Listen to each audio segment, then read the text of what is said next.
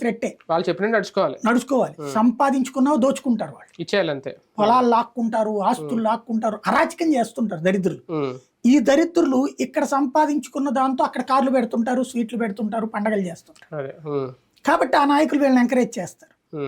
ఈ హింస తట్టుకోలేనటువంటి వాళ్ళందరూ కూడా ఆ రౌడీ నాయకులు ఓడించారు. కోడెల శివప్రసాద్ని ఓడించారు, కాసుని ఓడించారు.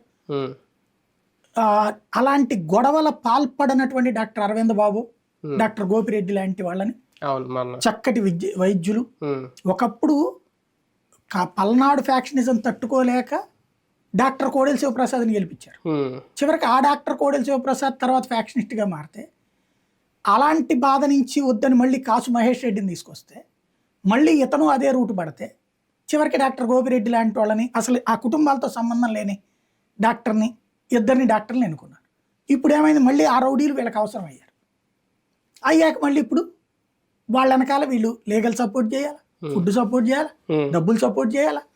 ఇవన్నీ చేయాలంటే వీళ్ళు ఎక్కడో చోట్ల చేయాలిగా, మళ్ళీ దోచుకు రావాలిగా, మళ్ళీ భూ కబ్జాలు చేయాలిగా, మళ్ళీ గన్లు అమ్ముకోవాలిగా, ఇసుక అమ్ముకోవాలిగా, సంపాదించుకోవాలి. అంటే ఇక మళ్ళీ అరాచకాలు ప్రోత్సహించాల్సిందే ముఠాల్ని. ఇప్పుడు ఆ ముఠాల వైపుకి తీసుకొచ్చారు కల్చర్.